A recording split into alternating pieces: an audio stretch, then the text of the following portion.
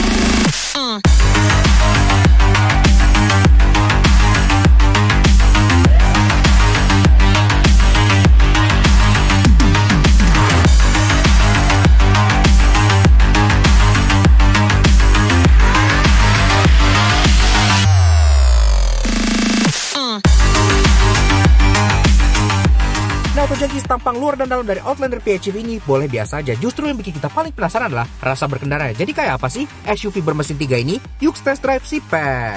Nah, Tojangis, Outlander PHEV. Iya, mobil ini tuh dari dulu udah bikin kita penasaran banget kayak apa sih sensasi mobil termahal yang ada di lineup Mitsubishi Indonesia gitu. Dan sekarang orang Indonesia kan udah mulai terbuka dengan mobilitas baru. Mobil hybrid, Toyota udah banyak, mobil listrik, Hyundai makin terjangkau, dan mobil ini itu sebenarnya udah dijual di Indonesia dari tahun lalu loh, barengan sama Eclipse Cross gitu ya. Tapi kalian pernah lihat nggak di jalan? Selain mobil dress up-nya Mitsubishi kayak gini yang ada tulisannya PHEV gede di samping gitu. Jarang kan? Nah, sekarang kita bahas mulai dari 3 hal positif driving impression-nya ya. Yang pertama adalah mengenai kenyamanannya.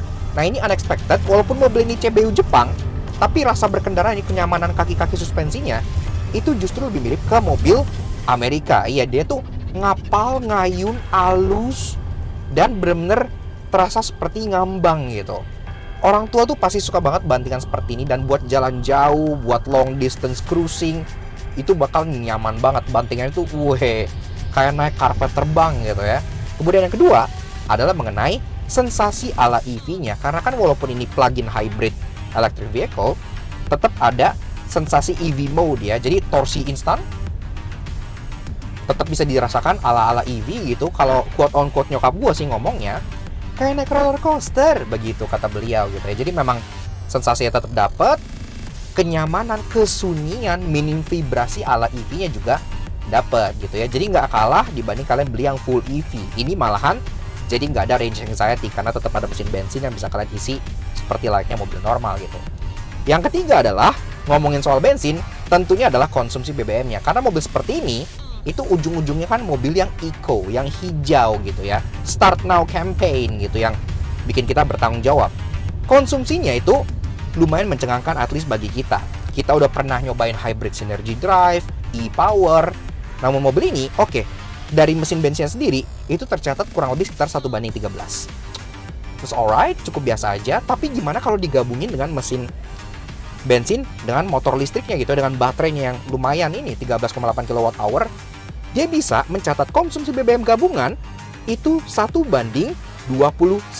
Iya, luar biasa ya. Bener-bener menurut kita sih ini menjadi salah satu yang teririt yang pernah kita coba gitu ya. Jadi EV-nya dapat, iritnya dapat, namun tetap dapat mesin bensin yang ngilangin range anxiety gitu ya.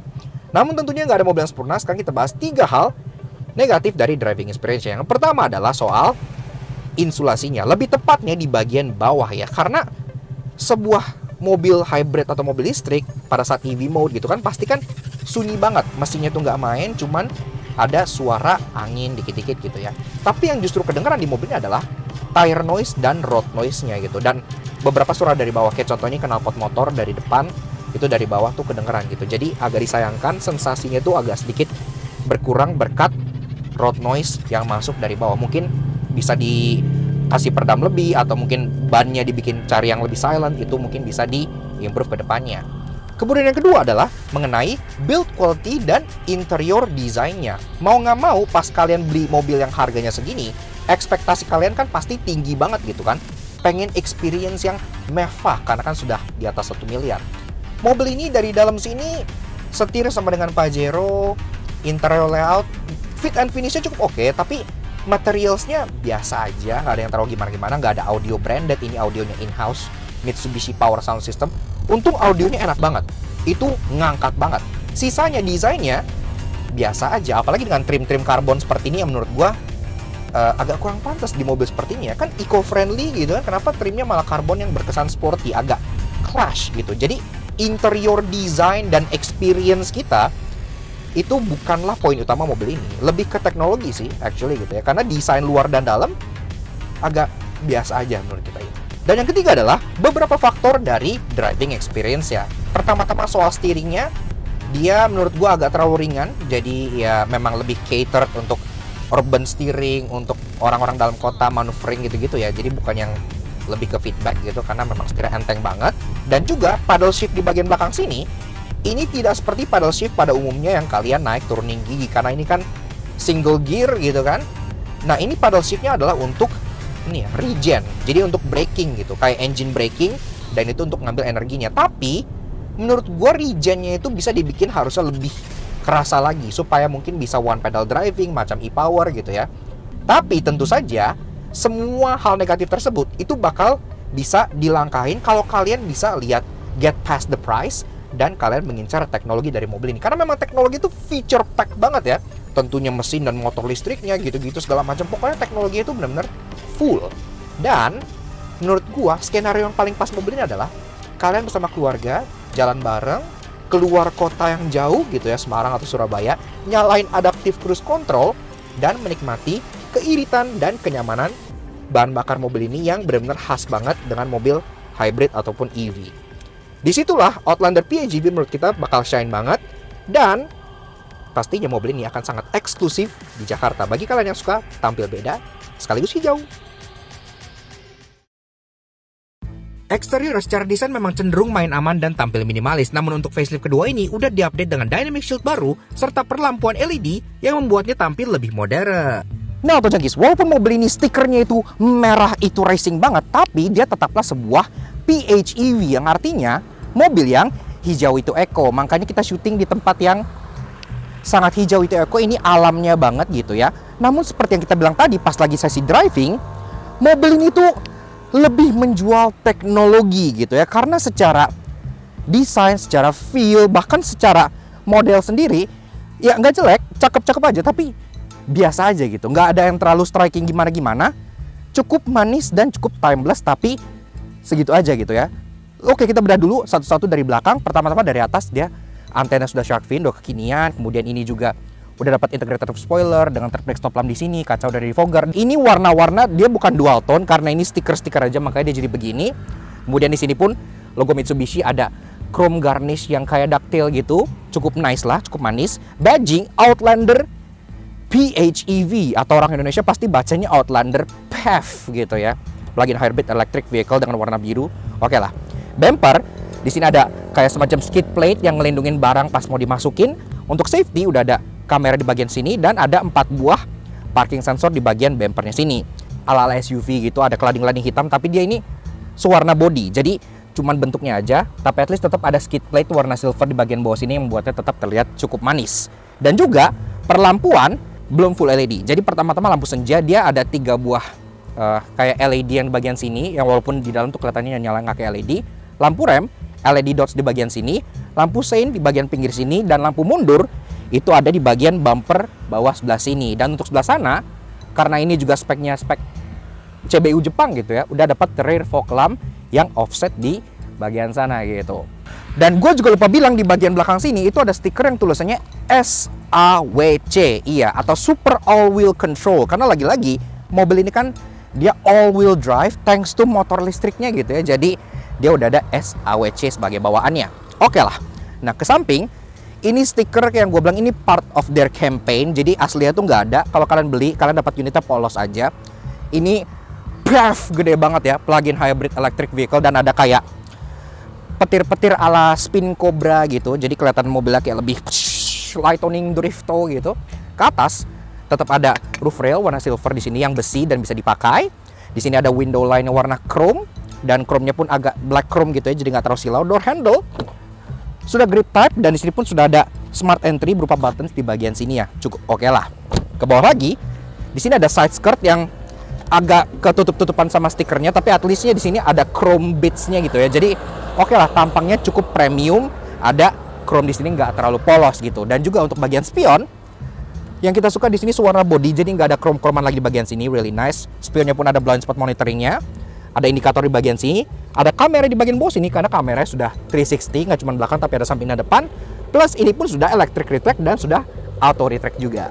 Bicara soal kaki-kakinya, pertama-tama mulai dari fendernya dulu ya. Dan ini Mitsubishi tuh seolah kayak nggak mau orang salah ataupun lupa bahwa mobil ini adalah sebuah PHEV gitu ya. Makanya selain di belakang, di fender kanan kiri pun tetap ada badging plug-in hybrid EV yang warnanya biru-biru seperti ini gitu. Jadi kalian nggak akan lupa dan kalian nggak akan salah. Ini baca pun cukup besar gitu ya. Ya begitulah. Nah, masuk ke bagian kaki-kakinya, di sendiri-sendiri lagi-lagi soal desain pelek ini justru lebih ke arah elegan gitu ya. Karena dia multi spoke yang banyak seperti ini, dan dia two-tone polish emang, tapi two-tone polishnya bagian belakangnya tuh tetap warna silver. Jadi kalau dari jauh kelihatan kayak velg single tone gitu. Desainnya benar-benar discreet banget. Dan ini pun dibalut dengan ban Dunlop SP Sport 5000 dengan ukuran 22555 R18. Jadi peleknya 18 inci. Pengereman tentu sudah canggih banget. Ini semua sudah cakram keempat roda, ABS, EBD, traction control, vehicle stability control, hill start assist gitu segala macam udah lengkap, karena kan lagi-lagi ini semua dibantu dengan motor listriknya gitu. Lagi-lagi penggerak rodanya juga SAWC atau Super All Wheel Control. Jadi dia sudah berpenggerak all wheel drive. Dan tentunya bicara soal fascia depan, ini udah unmistakably Mitsubishi banget. Karena kan mereka lagi jor-joran banget ngupdate mobilnya dengan bahasa desain terbaru mereka, yaitu Dynamic Zero yang seperti ini ya. Di bawah tetap ada aksen silver ala-ala skid plate gitu dengan hiasan kayak garnish chrome di sini yang kayak intake, walaupun ini fake intake tapi ya intake nonetheless gitu. Kemudian untuk bagian grill atasnya dia sudah pakai black chrome, jadi bagus, nggak terlalu lebay. Ada parking sensor yang cukup banyak, 4 buah di bagian depan sini. Sisanya ditaruh di bagian kaca windshield di situ. Semua peradar-radaran itu pun ditaruh di sana. Jadi mobilnya udah lengkap ya. Ada kayak adaptive cruise, ada forward collision mitigation, itu udah ada semua. Dan masuk ke bagian perlampuan, fog lampnya sudah LED. Jadi kalau nyala malam tuh udah LED atas bawah, bagus. Nah di sini lampu utamanya kalau kalian nyalain mobilnya, daytime running light berbentuk seperti panah ini akan menyala ya. Ini model titik-titik gitu. Udah cukup oke lah. Dan dia ada dual projector setup di sini yang menjadi main beamnya gitu. Walaupun memang untuk urusan kayak lampu sein, dia di sini masih bohlam biasa. Tapi ya secara overall nyala putih udah kita cukup suka. Plus dia pun udah ada ini ya, headlamp washer yang model retract. Jadi dia keluar ke dalam seperti ini. Dan secara overall, menurut kita tampang si Mitsubishi Outlander PHEV ini, ya dia memang sudah diupdate ya, sesuai dengan tampang Mitsubishi kekinian dengan Dynamic Shield gitu-gitu. Dan parasnya pun ya syarat dengan mobil Mitsubishi yang terlihat premium. Namun sepertinya soon sudah harus diupdate lagi karena ini kan sudah facelift kedua. Dan sekarang Mitsubishi itu modelnya udah jauh lebih dinamis lagi, lebih kotak-kotak gitu ya. Triton, Pajero facelift, Expander. Tentunya nantinya ini akan tampil lebih bold dan lebih modern lagi. Untuk sekarang ini lebih mengedepankan teknologi karena desainnya tampil alright, tapi teknologinya tampil awesome. Interior untuk ukuran mobil 1 miliar lebih memang lagi-lagi tampil minimalis, namun untungnya untuk bagian multimedia ia full spec, serta bagian transmisinya tampil unik ala mobil listrik. Nah, Autojokis, pas mau masuk pintunya pun terasa berat banget ya. Jadi terasa hefty, padat, dan terasa mewah, ini kita suka. Dan pas kita mau masuk di sini pun ada seal plate yang gak hanya satu tapi dua. Iya, jadi ada seal plate yang di body dan ada seal plate juga yang ke bagian plastik interiornya. Jadi benar-benar bagus ya. Jadi itu rasanya interior dari si Mitsubishi Outlander PHEV atau PHEV tahun 2020. Dan di sini sebelum kita bedah interior, pertama-tama seperti biasa kita pengen kenalan dulu dengan kuncinya ya. Jadi kuncinya itu seperti ini. Nah, jadi ya typical kunci Mitsubishi gitu yang bentuknya tuh kayak kotak gitu. Jadi di bagian baliknya sini ada logo Mitsubishi-nya dan di baliknya lagi ada tombol untuk lock, unlock dan buka bagasi di belakang gitu. Namun ini ada tambahan lagi, jadi ada kayak hiu martil, ada tanduknya di sini gitu. Ini untuk kayak semacam charging time kalau nggak salah, seperti itu. Nah, kuncinya pun ada slotnya di bagian tengah sini. Kalau seandainya misalnya baterainya habis atau lowbat, kalian bisa colok di bagian sini untuk ke sensornya ya. Tapi ini nggak perlu. Ini pun sudah start stop button di bagian sini yang tulisannya tuh power. Lagi-lagi kan ini bukan engine tapi lebih ke nyalain motor listriknya. So, kita coba pengen denger dulu kayak apa sih suaranya. Foot on the brake. Yuk kita start up dulu.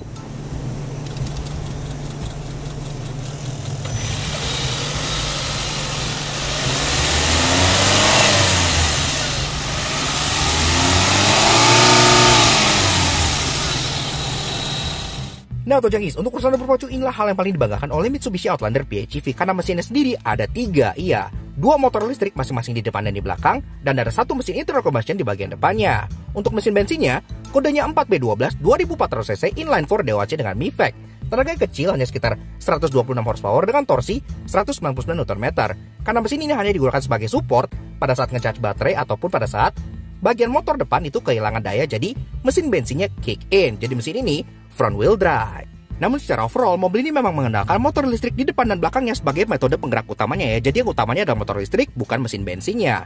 Motor listriknya sendiri yang belakang tenaganya 94 horsepower, yang depan 81 horsepower. Yang depan lebih kecil karena kan udah dapat support juga dari mesin bensinnya. Di-made ke transmisi single gear khas dengan mobil listrik dan berpenggerak 4 roda yang mereka sebut twin motor 4-wheel drive, lengkap dengan SAWC, jadi udah canggih banget. Akselerasinya udah kita timing dan kita bakal drag race juga dengan Pajero Sport di 3 hal key race nanti, so stay tune aja.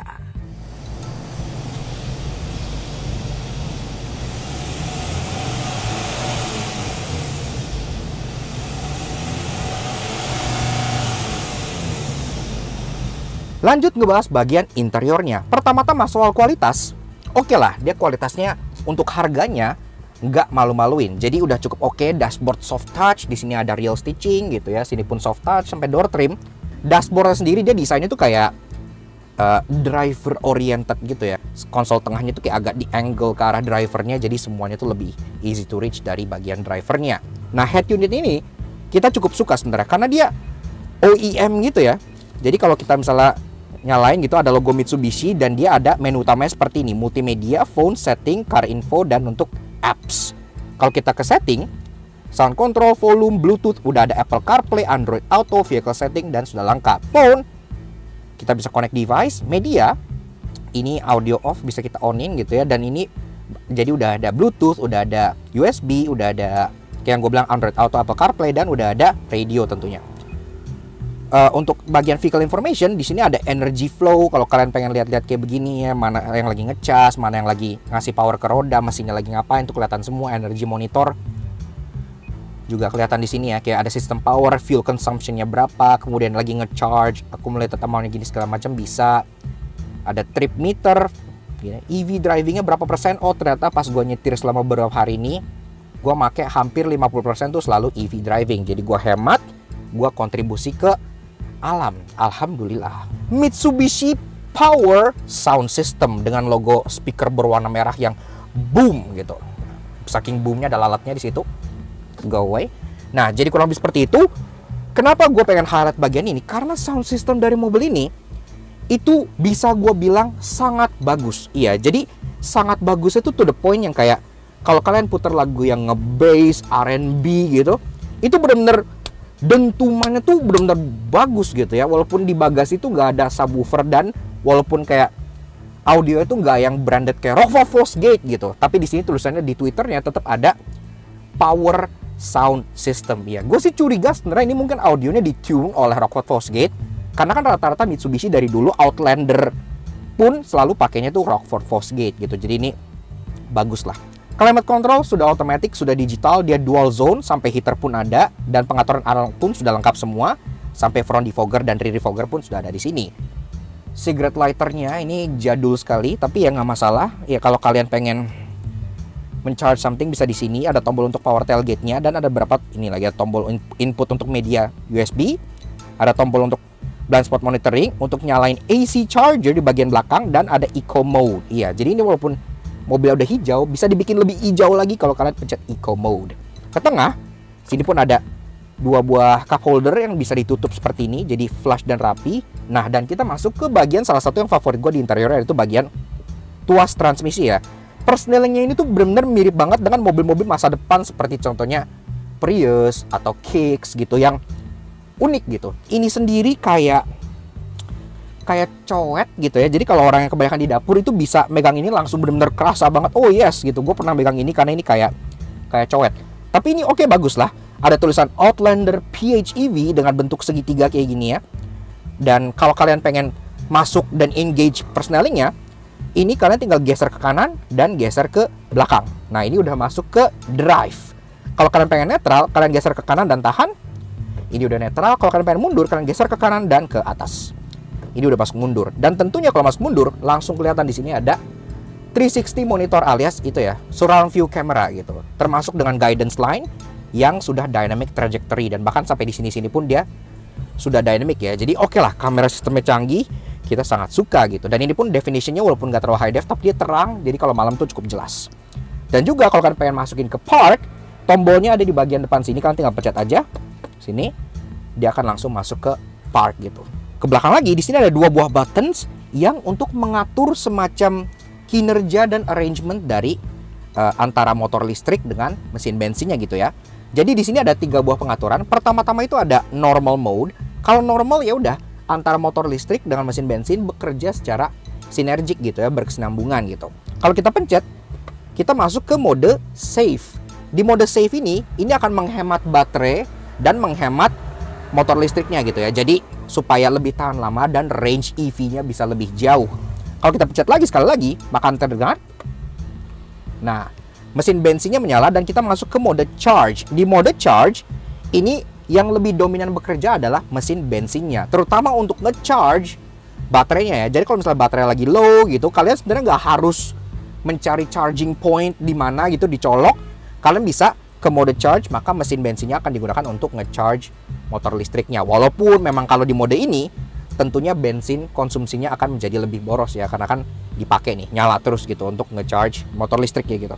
Ke belakang lagi masih ada beberapa kontrol elektronik, jadi memang cukup banyak teknologi mobil ini gitu ya. Yang pertama di bagian kanan ada electric parking brake, karena parking brake-nya tentu sudah elektrik dengan auto hold juga. Dan di kiri, nah ini menarik nih, ada twin motor 4-wheel drive. Iya, jadi seperti yang gue bilang, ini kan mobil udah ada SAWC atau Super All Wheel Control gitu. Jadi sudah berpenggerak 4 roda. Di sini kita bisa atur, kita pengen mode snow, kita pengen 4-wheel drive lock gitu ya. Jadi ada deflock-nya juga. Atau kita pengen ke mode yang normal gitu ya. Jadi gua nggak tahu snow mode bakal kepake apa nggak di Indonesia, tapi at least ada gitu. Dan ke belakang ini ada tombol sport mode. Iya, jadi walaupun ini adalah EV hybrid yang mengedepankan eco-friendly, tetap dikasih mode sport. Tapi lucunya mode sportnya itu warna biru, jadi nggak ada racing-racingnya sama sekali. Tapi kalau kita pencet, di sini langsung ada keterangan kayak sport gitu, dan semuanya warna biru lagi-lagi gitu ya. Heated seats untuk bagian depan, ini ada kontrolnya high dan low, dan ini nggak akan pernah nyala di Indonesia. Dan tentunya ada console box di tengah sini yang dalamnya nggak ada apa-apa, dan di sini pun ada armrest yang sudah empuk dengan real stitching di bagian sini. Enak gitu ya buat resting tangan kalian. Kemudian berlanjut ke bagian joknya, ini sendiri pengaturan dia memang sudah elektrik sepantasnya di kelas seperti ini, dan ini pun sudah kulit ya. Untuk bagian driver pengaturan adalah sliding, ada reclining, dan ada seat height adjuster. Walaupun seat height adjuster itu hanya satu arah, jadi nggak 2 arah. Ini steering wheel pasti akan sangat familiar bagi kalian yang pakai Pajero Sport gitu ya. Di bagian kiri ada button untuk audio controls, kemudian ada untuk camera button, jadi bisa dinyalain langsung. Ada tombol untuk voice command dan Bluetooth teleponi. Di bagian kanan ada cruise control dan button untuk adaptifnya ya. Jadi seperti yang gue bilang, ini udah adaptive cruise. Kalian bisa set juga distance-nya berapa ke mobil depannya. Di belakang kemudi ada paddle shift. Namun paddle shift ini tuh bukan lebih ke untuk ganti gigi ya, karena lagi-lagi ini kan kayak planetary gear gitu. Dia single gear, bukan yang kalian bisa shift seperti mobil biasa. Jadi ini buat apa? Nah, ini di sini itu ada tulisan B gitu ya. Jadi kalau kita masuk ke bagian belakang sini, ini masuk ke mode B. B itu apa?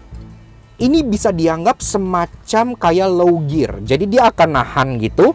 Tapi at the same time di mode B ini, braking ini, itu dia akan lebih banyak menyerap energi. Jadi lebih ke buat regen gitu ya. Dan kalau berlanjut ke speedometernya, ini pun juga sudah tipikal banget dengan mobil-mobil masa depan yang ada seperti hybrid ataupun EV ya. Karena walaupun di kanan dia speedometer biasa sampai 200 km per jam, tapi di kiri itu dia bukan rev counter, bukan tachometer gitu ya. Tapi ini lebih ke arah eco display yang ngasih tau kalian tuh kalian lagi eco, lagi charging atau lagi nyalain mesin bensinnya gitu. Di tengah, di sini pun tetap ada ini ya, kayak MID tentunya. Dan jika kita cycle, pertama-tama itu ada kayak display yang ngasih lihat kalian mana lagi melakukan apa. Mesinnya lagi nge-charge baterai, atau mesinnya lagi menjalankan roda, atau baterainya lagi menjalankan roda. Seperti itu. Kalau kita pencet lagi, ada eco display yang daun-daunan. Ini seperti yang di Expander juga gitu, semakin banyak daunnya kalian semakin hijau. Kemudian ada super all wheel control display, jadi ngelihat berapa power yang desain ke depan, ke belakang gitu ya. Dan kalau kalian belok-belok tuh kelihatan kayak semacam G-vectoring gitu. Ada untuk service, ada setting menu, ada untuk door ajar seperti ini, trip A, trip B, dan ada sisa range, mulai dari range full EV dengan range yang kombinasi dengan mesin bensin gitu ya. Dan ini pun kelihatan kalau kalian udah pakai berapa persen dari EV-nya. Gua seperti yang tadi bilang 45%. Nah, di kanan lagi, tombol untuk cycle ini ada tombol untuk matiin vehicle stability control, dan di bawahnya, nah ini full banget tombol-tombol yang kita suka. Ada power tailgate, ada tombol untuk radar, bisa dimatiin radar depannya, ada tombol untuk parking sensor, dan ada tombol untuk forward collision mitigation. Jadi bisa dipilih. Door trim, selain sound system yang menurut gue udah oke banget, di sini pun kontrol udah cukup oke lah, karena power window dia sudah all auto, sampai belakang juga sudah all auto gitu ya. Ada power door lock, ada mirror control yang tentunya sudah electric retract dan sudah auto retract juga gitu. Dan juga di sini selain soft pad untuk sikut kalian, di bawahnya pun tetap ada tempat untuk menyimpan botol dan tempat untuk menyimpan sesuatu lagi di bagian belakangnya. Indikator passenger seat belt tuh di sini jadi kelihatan kayak pesawat futuristik gitu. Dan di sini pun ada lampu yang memang masih belum LED sayangnya. Lagi-lagi di sini kelihatan ya umur mobil itu sebenarnya udah berapa lama, karena kan ini udah facelift kedua. Ada tombol untuk nyalain matiin lampu, dan ini tombol untuk mengoperasikan sunroof. Iya, jadi ya walaupun mobil ini semahal itu dan belum punya panoramik, tapi at least dia tetap dikasih sunroof, dan menurut kita itu udah oke lah, at least ada sunroof gitu ya. Nah, masuk ke baris keduanya, memang pintunya terbuka nggak nyampe 90 derajat, tapi at least untuk ukuran sebuah SUV, dia pijakannya itu sama sekali nggak terasa tinggi ya, jadi cukup rendah, nggak menyusahkan orang tua untuk naik. Plus di sini tetap ada skid plate yang walaupun nggak ada tulisan Outlander ya, tapi ada garis-garis desain yang bikin dia terlihat futuristik. Jadi begitu sih rasa duduk di baris kedua dari si Mitsubishi Outlander PHEV tahun 2020. Ini sendiri jok udah diset ke posisi mengemudi gue tingginya 170 cm. Dan di sini gue masih ada legroom kurang lebih sekitar 9 jari. 9 jari itu udah sangat baik menurut gue untuk ukuran SUV yang seperti ini gitu ya. Dan juga kakinya masih bisa dimolosin ke bagian kolong jok sehingga duduknya masih bisa sedikit selonjoran. Headroom, memang karena adanya sunroof, ini kan pasti makan sedikit headroom, tapi untungnya ke bagian belakang di sini kayak nyowak ke atas, jadi di belakang sini headroom terasa lebih lega dibanding yang agak ke depan gitu ya. Di sini masih nyisa kurang lebih 6 jarian, lagi-lagi cukup oke lah. Di tengah tetap ke bagian headrest, dan juga walaupun dia all wheel drive, hump di tengah ini dia nggak terlalu tinggi. Jadi kalau kalian pengen duduk di tengah, ini masih acceptable banget, masih oke banget gitu ya. Kakinya tuh masih bisa menapak dengan enak dan baik. Kalau kalian hanya berdua, di sini bisa lebih nyaman karena bisa memakai armrest ini yang bisa diturunkan seperti ini ya. Armrestnya memang nggak terlalu lebar, tapi at least dia empuk dan sama kulitnya dengan 2 buah cup holder yang ada di tengah sini gitu. Urusan fitur, dia dapat AC vent, jadi dia tetap ada AC, charging port dalam bentuk USB ya. Dan ke bawahnya ini ada sesuatu yang cukup unik nih, steker rumah gitu. Jadi dia AC 220 volt sampai 240 volt atau setara dengan 1500 watts. Penyimpanan 2 buah seat back pocket di sini. Ada lagi di bagian door trimnya tempat buat nyimpen botol, dan ini joknya bisa di recline lumayan. Ini masih settingan duduk yang paling tegak gitu ya. Dan ini bisa di recline sampai segini gitu ya. Ini tuh jauh banget gitu. Kalau kita bandingin nih, ini gue kasih lihat ya. Jadi kalau posisi paling tegak tuh segini, kalau posisi paling recline itu segini. Kelihatan ya, bedanya tuh beda jauh banget. Dan kalau ini udah di posisi paling recline seperti ini, ditambah dengan armrest, nah ini sekarang menjadi jauh lebih nyaman dan jauh lebih relaxing. Dia pun sudah power tailgate, iya tentunya. Karena ya mobil segini masa masih belum power tailgate ini kan. Dan di sini, ini kalau kalian pengen taruh koper medium masih muat 1, 2, 3, 4 pun masih muat. Ditumpuk lagi pun 6 gitu masih muat. Koper large kalau kalian taruh misalnya ada yang tidur ada yang berdiri, 4 pun masih muat di sini. Seluas itu bagasinya karena lagi-lagi kayak yang gue bilang, dia nggak maksain untuk menjadi 3 row gitu ya. Nice. Tonneau covernya pun bisa dicopot dan ditaruh di bagian bawah kalau misalnya kalian nggak butuh ini gitu. Kalau dibuka, maka ini langsung terlihat tempat penyimpanan tersembunyi lainnya. Di sini ada lagi nyimpan ini ya, charger untuk di rumah. Kebetulan ini chargernya yang memang steker rumahan yang seperti ini. Jadi kalau kalian tidak ada wall charger, kalian bisa langsung pakai ini untuk nge-charge dimanapun ada steker. Walaupun memang yang seperti ini tuh sedikit lebih lambat dibanding kayak di fast charging gitu ya. Dan ini pun bisa dibuka lagi seperti ini gitu. Bahkan nge-reveal banyak lagi tempat penyimpanan. Di sini ada dongkrak dan toolkit, di sini ada open storage, ada buku booklet yang dilapis kulit Outlander PHEV, dan ada tire repair kit tentunya. Wall charger lagi di bagian belakang sini. Kalau kalian pengen camping, kalian pengen nge-charge sesuatu di sini, bisa via di sini serasa steker rumah. Dan juga kalau kalian mikir ini masih kurang lega lagi, jok tengah pun masih bisa dilipat dengan 60/40, tapi memang mekanismenya itu harus base-nya dulu ya. Jadi kalian nggak bisa langsung lipat begini gitu, karena ini kan pasti akan naik gitu kan, dan orang-orang pasti akan mikir ya nggak rata gitu. Padahal yang bener itu base-nya ini dulu kita angkat seperti ini, kita lipat ke depan, baru deh kita lipat ininya ke bagian depan supaya ini bisa langsung ndelep ke bawah kayak gini. Ini jadi langsung rata lantai serata-ratanya. Kalau kalian pengen bawa item yang panjang bisa langsung slide mulus tanpa ada gangguan sama sekali. Walaupun Yatix menjadi mobil tercanggih yang dijual oleh Mitsubishi Indonesia, namun karena mesinnya 3, harganya jadi mahal dan pasti ada yang menyebalkan. Karena itu inilah 3 leno yang kami temukan di Mitsubishi Outlander PHEV. Dan kan gue bilang, keputusan Mitsubishi untuk masukin ini yang versi 2 baris aja adalah keputusan yang brilian. Karena gue nggak suka ngelihat SUV yang 3 baris, namun baris ketiga itu maksa. CR-V X-Trail. Jadi kurang lebih seperti itu. Tapi di sini masih menyisakan fitur yang biasa ada di baris ketiga, yaitu contohnya ini ya. Jadi di sini itu ada cup holder 2 buah gitu. Dan ini biasanya dipakai juga buat nyandarin tangan gitu ya. Kan di sini juga ada nih tempat penyimpanan terbuka gitu kan. Jadi pertanyaan gua, baris ketiga nggak ada, tapi ada cup holder di bagian belakang sini. Jadi ini cup holder tuh siapa yang make? Sopo gitu kan. Di mobil yang sekelas ini, yang semahal ini dan sepremium ini dan secanggih ini, itu fitur sesimpel speed sensing auto lock itu tidak ada. Jadi biasanya kan kalau kalian jalan misalnya udah nyampe 20 km atau 25 km per jam, dia bakal otomatis ngunci kan, kayak jekrek gitu kan.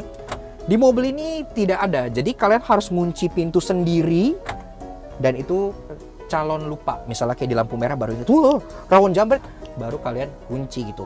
Dan yang bikin dia lebih absurd, di sini justru ada setting untuk automatic unlock. Jadi kalau misalnya kita ignition itu kita matiin, dia bisa automatic unlock gitu. Jadi ada auto unlock tapi nggak ada auto lock. Ini gue ngecharge misalnya pakai begini ya. Nih, colok. Nah, kemudian oke, gue kunci. Sudah terkunci dan gue tinggal ke dalam mall gitu. Ioniq i3S itu begitu mobilnya dikunci, ininya juga ikut ngunci. Jadi nggak bisa ada orang main tiba-tiba cabut. Tapi untuk si Outlander PHEV ini udah dikunci, ini masih bisa dicabut. Jadi kalau ada orang yang jahil, kalian lagi ngecharge terus kayak tutup, maka mobil kalian nggak jadi ngecas. Namun tenang, karena bakat kecanggihannya, ia bahkan sempat dijuluki genset berjalan dan punya banyak hal yang sangat menarik. Karena itu inilah 3 interesting yang kami temukan di Mitsubishi Outlander PHEV. Tadi kan udah gue lihat, pas di belakang dan di samping fender itu ada emblem PHEV yang warnanya tuh biru-biru gitu kan. Dan ternyata nggak sampai situ. Bahkan detail kecil seperti karpet, ini ada kayak besi ya, ini besi loh. Dan ada logo Outlander PHEV yang PHEV-nya juga warna biru gitu. Jadi nggak sekedar emboss, nggak sekedar besi doang, tapi besi dengan ada warna birunya juga. Sehingga semua logo PHEV di mobil ini ada emboss birunya, dan itu detail yang cukup menarik. Di head unit OEM ini ada dua buah quirks. Yang pertama, gue suka banget ngelihat menu utamanya lebih tepat ini ya. PHEV and Info, ini ada outline sebuah mobil. Tapi nggak hanya mobil, ini adalah outline Mitsubishi Outlander PHEV. Karena kalau kalian lihat nih, ada dynamic shield-nya di situ ya. Jadi ini adalah small details dan nice touch. Dan kalau kita ke settings, kemudian ke vehicle setting, dan wipers, ini ada fitur yang mereka sebut comfort washer. Nah, apa itu comfort washer? Kalau kita bahas dengan bahasa aspros, eta teh artina kecerutan nyaman gitu ya. Jadi apa itu? Jadi kalau kita tarik washernya ini, dia akan otomatis. Jadi kayak ada intermittennya gitu. Sekali tarik langsung cerot, kecrot, kecrot, kecrot, kecrot, ngokek, ngokek gitu. Untuk pembersihan yang lebih baik dan penggunaan air yang lebih efisien. Dan tentunya hal paling interesting dan quirk paling menjual dari mobil ini yang udah hype di mana-mana dan bahkan sempat ada cerita di Jepang adalah mengenai kemampuannya untuk menjadi genset. Iya, jadi mobil ini itu bisa kalian pakai misalnya kalian mati lampu di rumah gitu, atau ada di daerah-daerah pelosok yang butuh listrik. Mobil ini literally bisa dijadikan genset. Jadi belakang sini tuh ada itu ya kayak colokan steker gitu.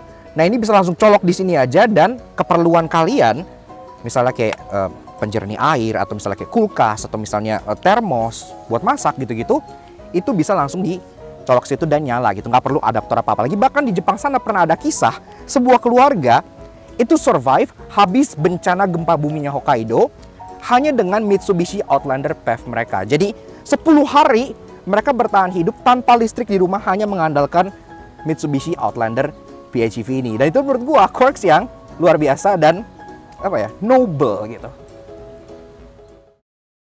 Dan tentunya teknologi mobil ini pun tergolong sangat canggih, pastinya banyak yang bikin penasaran. Karena itu inilah 3 hal curious yang kalian tanyakan mengenai Mitsubishi Outlander PHEV.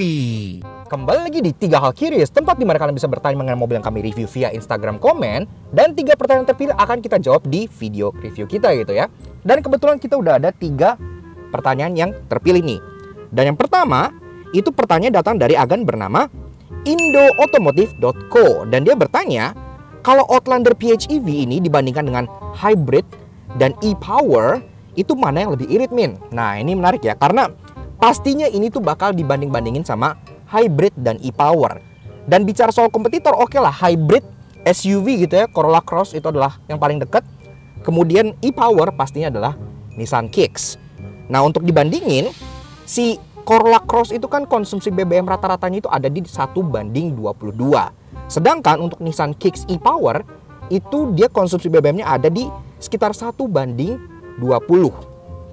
Ini untuk mesin bensinnya tok itu bisa mencatat 1:14. Tapi kalau digabungkan dengan mesin listriknya sebagai sebuah PHEV yang tulen, ini bisa mencatat 1:29. Ya, jadi benar-benar lumayan ya, benar-benar mungkin kebantu karena baterainya pun ini lebih besar, kemudian kan tenaga lebih besar dari motor listriknya, dan dari mesinnya juga cc-nya gede gitu. Jadi lumayan effortless untuk narik mobil ini, apalagi untuk long distance cruising. Makanya kalau dibandingkan dengan hybrid system dan e-power system, PHEV ini masih lebih irit.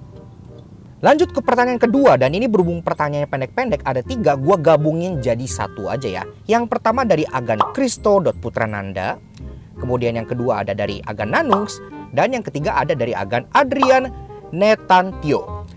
Agan Kristo nanya, coba masak nasi pakai rice cooker rumah di Outlandernya. Rice cooker.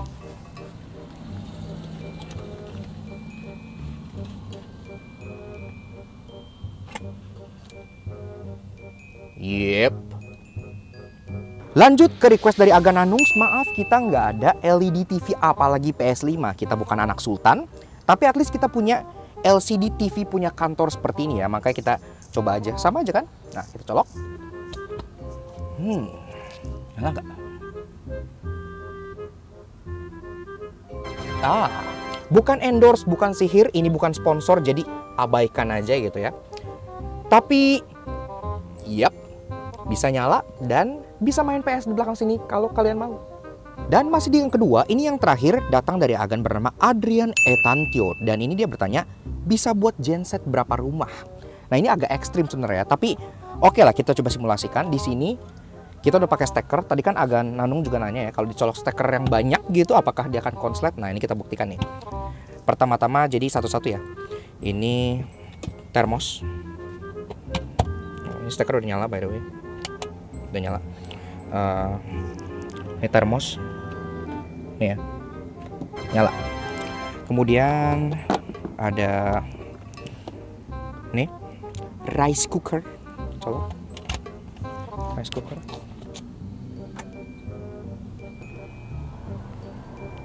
Nyala. Next, TV. Esensial untuk di setiap rumah. TV.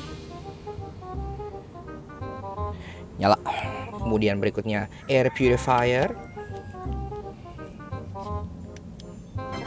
Nyala. Next, ada 2 buah handphone. Nyala. Ya. Dan terakhir ada handphone gue pribadi. Charging ya. Oh. Jadi ini semua menyala. Terbukti ya, semua ini dicolok itu nyala dan berfungsi dengan baik. Tapi sebenarnya kalau yang ditanya itu bisa nggak nyalain berapa rumah, nah ada hal yang perlu diluruskan di sini. Karena mobil ini walaupun iya bener dia bisa menjadi genset, tapi ada batas wattage-nya. Outputnya itu batasnya adalah 1500 watt. Iya, jadi kalau kalian hitung di rumah kalian, semua elektronik itu nyala, pasti kan lebih dong dari 1500 watt. Ada kulkas, ada AC 3 kamar, ada TV 3 kamar, ada rice cooker, ada segala macam lah ya. Intinya nggak mungkin, pasti lebih dari 1500 watt gitu. Jadi kalian harus pilih-pilih mana di rumah kalian yang mau nyala dan mau mati, sehingga total outputnya itu nggak nyampe di atas 1500 watt gitu ya. Misalnya gue udah pilih nih beberapa yang essential gitu ya. Contohnya misalnya lampu ya dong pasti butuh 35 watt doang. Setrika buat baju butuh 300 watt. AC juga pasti butuh, kalau nggak panas 350 watt. Kemudian kulkas itu juga esensial biar makanan nggak basi, 400 watt. Kalau di total itu kurang lebih 1400 watt. Jadi masih aman untuk colok di sini, semua masih nyala dengan cukup normal. Semua elektronik itu kalau kita mengandalkan baterai doang sebagai genset, ini kan baterai total kapasitas itu 13,8 kWh ya. Elektronik tadi yang gue sebutin itu bisa nyala kurang lebih 9 jam. Iya, dari pure baterai doang. Tapi gimana kalau ditambah dengan mesin bensinnya? Nah, ini kan PHEV gitu ya. Baterai drop di bawah 20%, otomatis mesin bensin langsung kick in untuk nge-charge si baterainya. Kalau BBM-nya lagi full tank plus baterainya lagi full charge, itu elektronik tadi yang totalnya 1400 watt bisa menyala kurang lebih 20 jam. Hitunglah 1 hari full gitu ya. 1 hari full elektronik yang wattnya itu 1400 di rumah kalian bisa nyala dan cukup normal gitu. Ya, tapi kalau kalian nanya bisa berapa rumah? Ya satu rumah aja masih harus pilih-pilih mana yang nyalain apa enggak. Kalau 2 rumah, 3 rumah, meledak. Boom, kelar. Dan kita sampai ke pertanyaan ketiga dan yang terakhir. Dan ini datang dari akun bernama Super Mechanic Official. Nah, dan dia bertanya, bagaimana dengan akselerasi mobil ini dibandingkan dengan all new Pajero Sport? Nah, ini menarik nih, karena kan Pajero Sport itu harganya setengahnya ini lebih gitu kan. Akselerasinya gimana? Performanya gimana? Diesel versus PHEV? Check this out. Oke Otocenggis, kalau gitu tanpa pamit dulu langsung aja kita sambut the new challenger, yaitu Mitsubishi Pajero Sport Diesel yang terkenal mesinnya itu lumayan kencang di kelasnya gitu ya. Ini kebetulan punya Om Yoko dari Super Mechanic. Jadi kencengan mana sih? Diesel power atau PHEV power? Kebetulan Pajero Sport itu 0-100 dicatat dalam waktu kurang lebih 10,6 detik. Apakah si PHEV bisa lebih cepat? Yuk kita drag race, let's find out.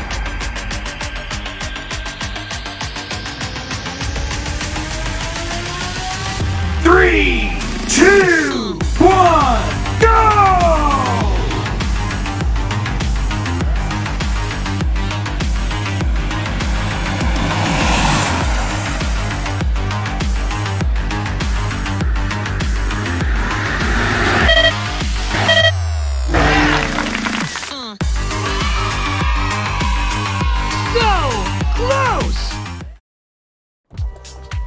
Yaks. Oke. Nah, jadi kurang lebih begitu aja guys. Sedikit fun review kita mengenai si Mitsubishi Outlander PHEV atau PHEV atau Plug-in Hybrid Electric Vehicle. Dan menurut kita mobil ini, itu memberikan sensasi yang cukup unik dan cukup futuristik ya. Memang kalau kita lihat dari desainnya dia cenderung biasa saja dan harganya lumayan mahal, tembus 1 miliar rupiah gitu. Tapi teknologi yang ditawarkan ini memang sangat luar biasa gitu. Jadi selain dia irit, dia memberikan sensasi berkendara ala EV, dia juga lumayan nyaman ya. Jika dibandingkan EV-EV yang sekarang ada di Indonesia yang non-premium gitu, seperti Ioniq, Kona, maupun e-Power-nya Kicks gitu ya. Ini merupakan salah satu mobil PHEV yang cukup nyaman untuk dipakai harian dalam bentuk sebuah SUV gitu. Jadi kalau kalian bisa get pas harganya, sebenarnya ini untuk harian tuh udah oke banget kok. Dan tentunya kayak kita bilang, ini pun irit banget. Kita juga pengen kasih special thank you dan shoutout ke Mbak Diva dari Mitsubishi Motors Indonesia yang udah ngizinin kita untuk ngeliput si Mitsubishi Outlander PHEV ini di Laknat Soto Jangki. Kalau misalnya kalian tertarik, kalian bisa cari tahu lebih banyak mengenai project yang mereka adakan dengan si Outlander PHEV ini yang mereka itu ya start now gitu di website Mitsubishi yang ada di sini. Jadi thank you banget Mbak Diva, thank you Mitsubishi, dan tentunya thank you banget ke kalian semua udah nonton. Kalau kalian suka dengar karya kami, kenapa nggak kalian support kami dengan cara subscribe YouTube channel kami di Laknat Soto Jangki. Kepoin juga sosial media kami untuk Instagram kami di Laknat_Aja sebelah sini, supaya kalian bisa selalu up to date dengan info-info yang kita sajikan, dan tentunya bisa partisipasi di 3 hal curious seperti yang ada di video ini gitu. Oke, sekian aja untuk si Outlander PHEV yang futuristik dan lumayan mahal ini. We'll see you guys in the next video. Ride safe and Godspeed.